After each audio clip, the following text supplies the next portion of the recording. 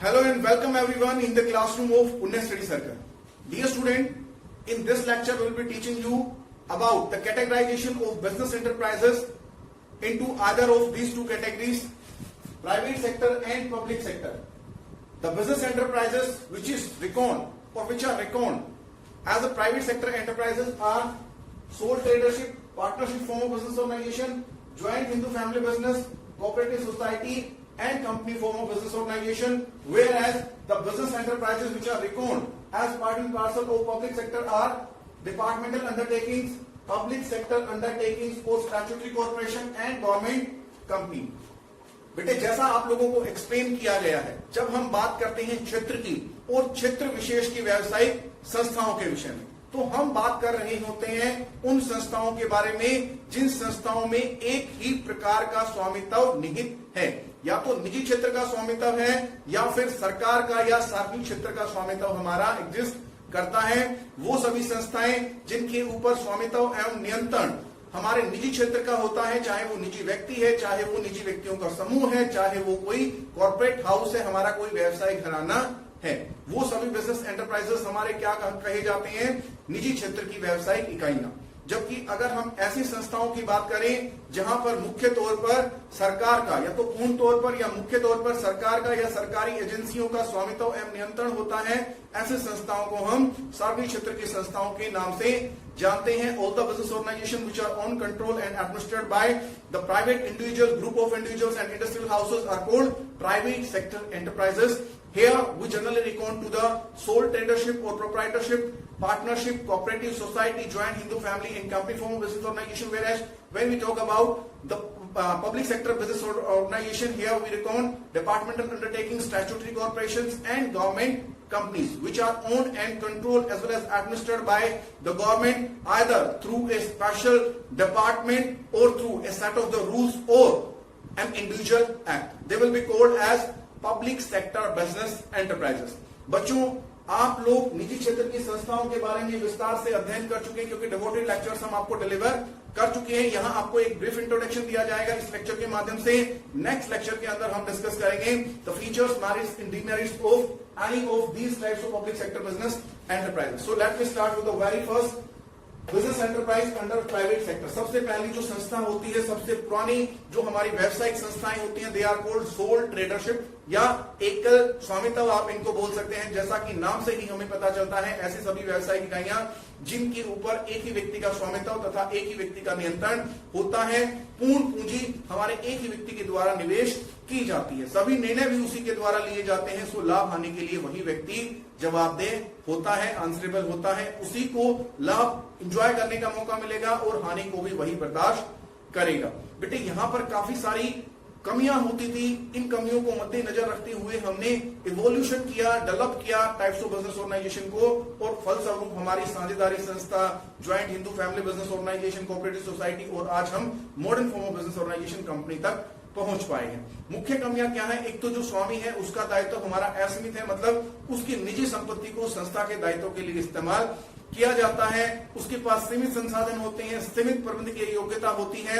व्यक्ति की प्रेजेंस व्यवसाय के अस्तित्व के लिए काफी ज्यादा आवश्यक हो जाती है. ऐसी दशा में जो व्यवसायिक संस्था का अस्तित्व है वो अस्थायी हो जाएगा. व्यवसाय अगर दिवालिया हो गया, वो मानसिक तौर पे या शारीरिक तौर पे असक्षम हो गया, या फिर किसी और प्रकार की समस्या ने, बीमारी की वजह से वो अपने व्यवसाय को नहीं जा पाता, तो ऐसी दशा में क्या होगा, हमारी व्यवसायिक इकाई बंद हो जाएगी. इस प्रकार की व्यवसायिक इकाइयां उच्च कोटि की प्रबंधकीय योग्यता को रिटेन नहीं कर पाते. Such kind of business organisation suffer from the serious shortcomings like unlimited liability, undivisible risk, scarcity of resources as well as managerial talents and the temporary existence of the business organizations. There is no separation of ownership and existence of business organization. That is why the life of business entrepreneur is the base for determining the existence of business organization. तो ये जो हमारी व्यावसायिक संस्था होती है बहुत ज्यादा प्राचीनतम है. इसका मतलब ये नहीं है कि ये विलुप्त होने वाली है.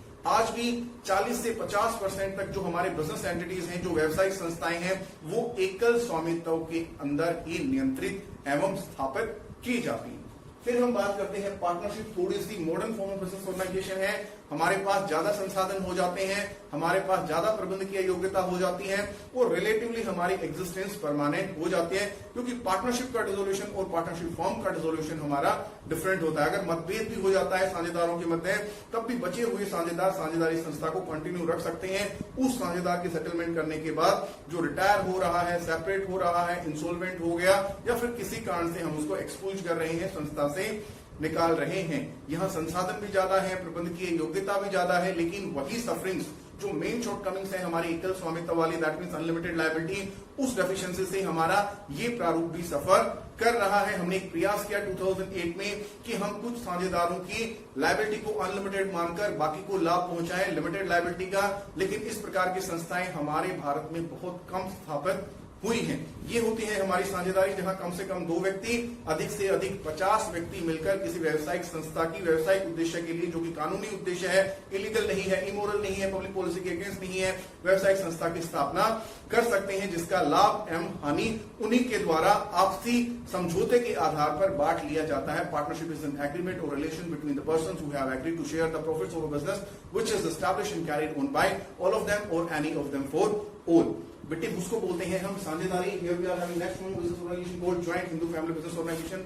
That means business organization which is owned and administered by the descendant of the same ancestors. They are having common ancestral property or the property of a member which is used as a common property. All the decisions are made by the senior most member of the family called Karta. He has unlimited liability where other members are having limited liabilities. All the decisions are being made by him. Profit and loss also belong to the Karta. बेटे इस प्रकार की जो व्यावसायिक संस्था होती है उसकी स्थापना एक ही पूर्वज की संतानों के द्वारा जो संयुक्त संपत्ति है उसके आधार पर व्यवसायिक उद्देश्य को प्राप्त करने के लिए की जाती है। जो कर्ता होते हैं, जो सीनियर मोस्ट मेंबर होते हैं, सबसे वृद्ध व्यक्ति होते हैं, उनको हम कर्ता मानते हैं, प्रिंसिपल मानते हैं, मुखिया मानते हैं और सभी के सभी निर्णय मुखिया के द्वारा ही लिए जाते हैं। संस्था को लाभ हो हानि हो मुखिया ही जिम्मेदार रहेगा, जबकि जो हमारे सदस्य हैं उनके लायबिलिटीज लिमिटेड होते हैं। उनके हित तक, मतलब जितना संपत्ति के अंदर उनका हिस्सा है वहां तक ही उनको निजली लायबल किया जा सकता है, ओबलाइज किया जा सकता है संस्था के दायित्वों की भुगतान करने के लिए। लेकिन हाँ, अगर हम दया भाग और मिताक्षरा क्लोजेस की बात करें हिंदू सक्सेशन एक्ट 1956 के अंदर,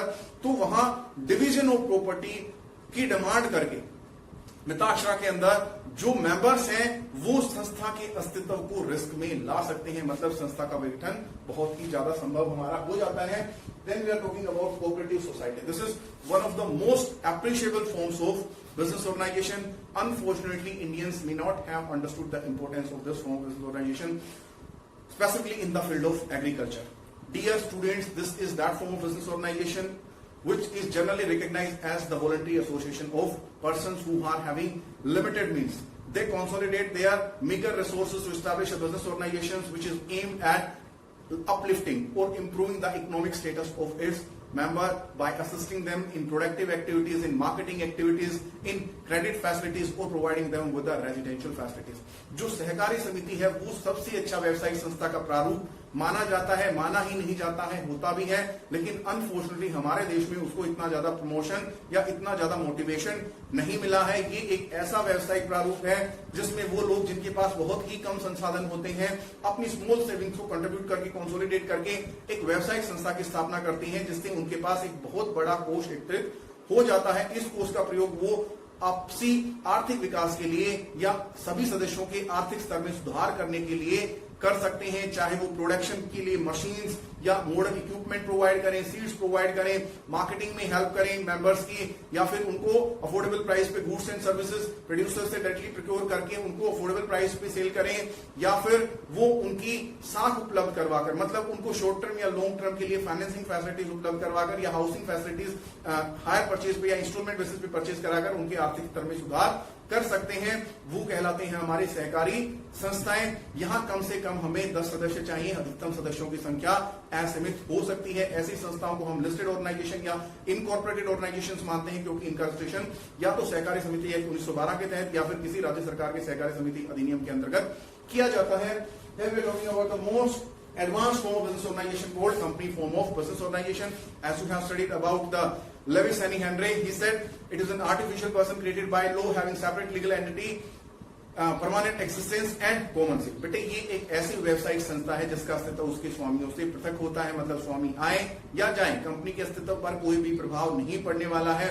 बहुत सारे संसाधन होते हैं, एडवांस टेक्नोलॉजी का प्रयोग कर सकते हैं। स्पेसिफिकली जब हम पब्लिक कंपनी की बात कर रहे हैं तो वहां पर नंबर ऑफ मेंबर्स हमारा अनलिमिटेड हो सकता है, पब्लिक से फंड रेज किया जाता है, एडवांस मैनेजर टैलेंट को अफोर्ड कर सकते हैं, एक्सपेंशन डाइवर्सिफिकेशन में बहुत ज्यादा हमें हेल्प मिलती है, और मोस्ट इंपोर्टेंट बात, जो सदस्यों की दायित्व होती है वो भी हमारी सीमित होती है, up to the amount unpaid remain on them on the share subscribe by them. जितने अंश उन्होंने सब्सक्राइब कर रखे हैं उनके ऊपर अगर कोई बकाया राशि है वहां तक ही उनका दायित्व सीमित रहेगा। और in case of company having limited liability by guarantee to the extent of guarantee extended by them that arise only in the event of winding up. ठीक है, अनलिमिटेड लायबिलिटीज कंपनी हार्डली कहीं पर आपको मिलेगी, जनरली होते ही नहीं है। सीमित दायित्व का लाभ उठाने के लिए भी हम कंपनी प्रारूप का इस्तेमाल करते हैं। अब हम बात करेंगे सार्वजनिक क्षेत्र की संस्थाओं के बारे में। Public sector business enterprises which our own and controlled by either fully और पार्शियली बाय द गवर्नमेंट और government agencies are called public sector enterprises. Very first and most popular form of business organization which is established as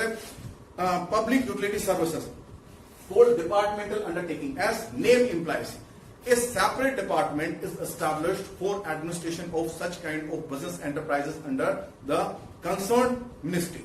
The minister is responsible for success and failure of such kind of business organization, whereas secretary is regarded as the secretary of department is regarded as the chief executive officer of the particular concerns. He will be making all the decisions. He will prepare budget annually and will lay it before the government for the approval, as well as he will be also accountable for the progress report audited by the comptroller and auditor general, which is also to be subjected to be laid in the parliament or the state legislative assembly as the ownership is specified in. बेटे जो विभागीय संस्थाएं होती हैं वो ऐसी संस्थाएं होती हैं जिन पर 100% सरकार का स्वामित्व और सरकार का नियंत्रण होता है।